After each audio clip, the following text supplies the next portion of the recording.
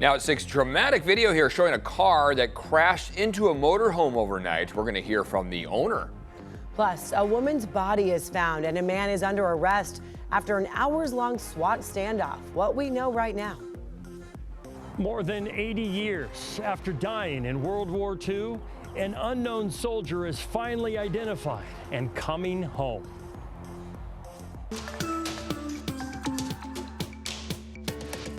You're watching CBS 8 Mornings at 6.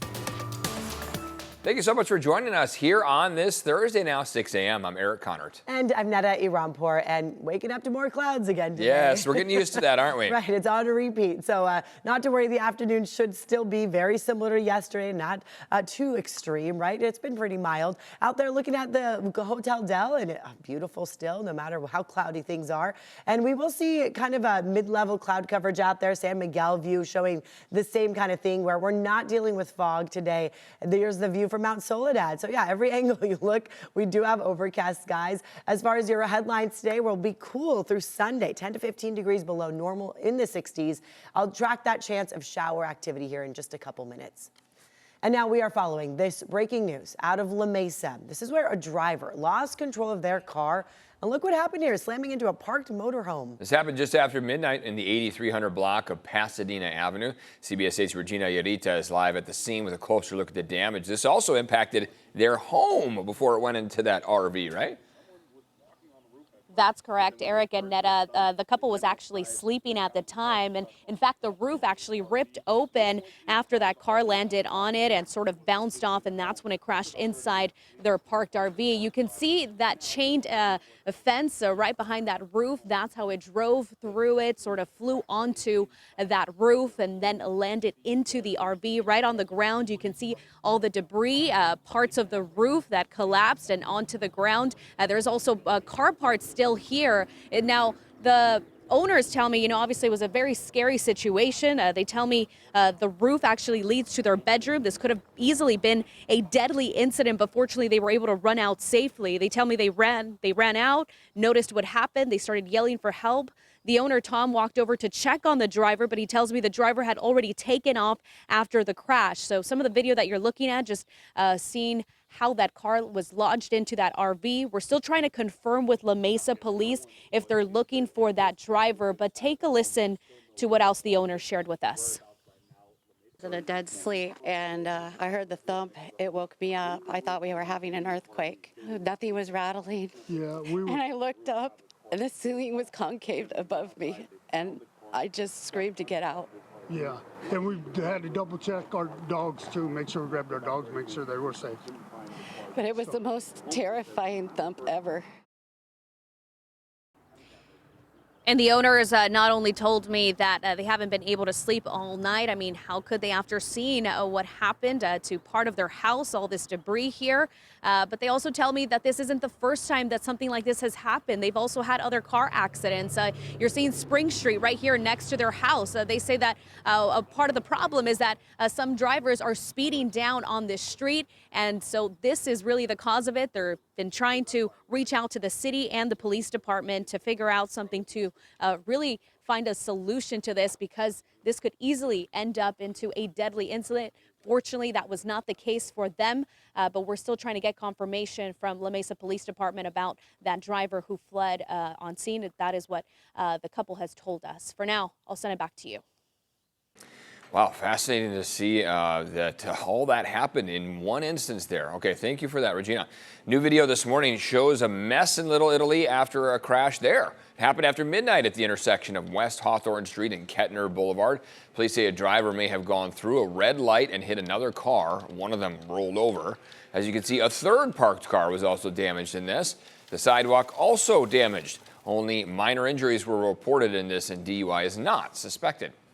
This morning, an investigation is still underway in Vista after sheriff's deputies found the body of a woman inside of a home. A man is also under arrest after being holed up in that home for several hours yesterday. CBS 8's Chris Groh live at the scene with an update and after hearing from neighbors. Chris, good morning to you. Yeah, good morning. And again, that man arrested for murder after this investigation has gone well over several hours here. I'll step aside and you can kind of get a picture of the scene here. We do know the medical examiner has arrived here, which means that the police presence, the sheriff's presence may be ending in a short amount of time. We do know that homicide investigators have been here for quite some time. Let's go through the timeline. We'll show you some video that was taken yesterday just to go over what it is that we know, what's been confirmed by San Diego County sheriffs, as well as neighbors here in this area. So this actually all started around 10 a.m. yesterday morning. They were called out here for a welfare check. Once they got inside of the home, they found a woman who was dead but had obvious trauma. That's the term that they are using to describe her body. When they were inside, they also found that there was someone, a man, who was kind of holed up. It was not coming out of the room that they were in. So they left, they got outside to safety. Then SWAT team came in, SWAT negotiators came here, and they were able to de-escalate the situation and then take that person into custody for questioning. But as we learned overnight, they have since been arrested for the murder of this woman. Now, no identities have been released, but according to neighbors, they do know these two very well. They're very saddened by what happened. And again, they do believe that there may have been signs that something bad could happen, but they never imagined something like this happening. I mean, for first, but then like scandalous stuff started happening. Like back in 2022, same incident happened. Like officers pulled up. He wasn't willing to come out, and he came out to like 11 p.m. So it's kind of like the same deal that happened today.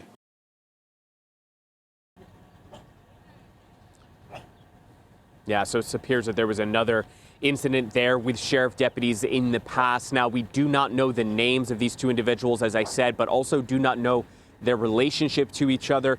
We'll continue to work with the San Diego County Sheriff's Department as they work through this investigation for the release of more information. Eric and Netta. Okay, Chris, thank you very much for the latest details. New this morning, the Sheriff's Homicide Unit investigating a death in Fallbrook. The Sheriff's Department says someone reported checking on a house in the 3000 block of Willow Heights Road and said they possibly saw a body inside. Deputies responded yesterday morning and found that deceased individual. There are no other details at this time, so you're being asked to call Crime Stoppers if you have any information. This morning, a dog is safe after being rescued in the trails north of Mount San Miguel Park. Look at that dog right there. It happened about 9 last night. Yeah, it was dark outside. Took rescue crews about an hour to reach the dog because of all the thick brush in the area. A UTV was then used to bring the dog and its owner back to where they began their hike earlier in the day. There they go. You see the dog limping, though, after the rescue. The dog's owner says she's so grateful and will be bringing the firefighters snacks and gifts later today. Nice work by those firefighters. That pooch is certainly happy. It's being called a game changer when it comes to fighting crime in Oceanside. Last night, City Council unanimously approved a new drones as a first responder program. Police say this will reduce their response time to a call from over 5 minutes on average down to just about 1 minute, giving officers a look at a scene before they even arrive. The 13-month pilot program will be funded through a $264,000 state safety grant and includes the formation of a real-time crime center where trained drone pilots would operate. Only get so far and handle so many calls for service as individual humans, and technology just helps us tremendously. Oceanside's police chief says he hopes the program will be up and running by next month. Taking a peek outside here, a chilly start. 10 degrees cooler than we normally see this time of year? Each afternoon, we're not supposed to be in the 60s this time of year. We like temperatures in the 70s, right? So I would say about 10 to 15 degrees cooler than average through the weekend. That's where we're staying. Waking up right now, a lot of you are in the 50s. Plenty of clouds to go around all the way from the coast, as you see, through Julian, through Pine Valley. So we're kind of covered in it, but not to worry, as it has been each afternoon, the sun should be out. So right now, Mount Laguna 44, Alpine 52, 55 in El Cajon, 55 Del Mar, downtown San Diego, it's 60 degrees. We're only going to see our temperatures increase by a few more degrees through the afternoon, so mid 60s. And the reason we've been in the 60s is because of our water temperature. It's kind of cool if you step in the water, full of wetsuit weather, I would say. So 60 degrees in the water. When the wind comes right off the coast, it keeps us all in the 60s, except for, of course, the deserts further east. Onshore flow is the reason reason for that. The west to east winds are coming in, and they're going to pick up by tomorrow night, especially into Saturday afternoon. We're going to see all that purple right there. That's about 50-mile-per-hour winds east of the mountains. But for all of us, really tomorrow you'll start to notice the winds pick up, and it's all associated with this right here, an area of low pressure. So let's show you what this is going to do for us. You see all this green right there over the Pacific Ocean. As this dives down, it'll sweep in some of that. And now most of that's going to be way north of San Diego. We always get these little tail ends of things, and they fizzle out before they get to us. So by Friday night, maybe a little spritz. Early Saturday morning, not much, I don't expect. And then Saturday evening into Sunday morning, that's when we could see maybe 1/10 of an inch. It's not going to be a huge rainmaker by any means. Let's show you what's going on traffic-wise. And right now, it does look like things are pretty good out there. I don't see any major slowdowns. In fact, there was a crash up in Escondido, and they have cleared that. So it looks like things are smooth right now. And now for the border wait times, let's check in. Ooh, not so smooth in San Ysidro. The port of entry right now, that's a long one, 115 minutes to get through. So yes, I would highly advise going to Otay if you can. Otay Mesa's port of entry, just 5 minutes there. Eric. Makes that decision very easy. Thank you. Still ahead here, San Diego Police Chief Scott Wall here to talk about crime rates and the mayor's proposed budget cuts.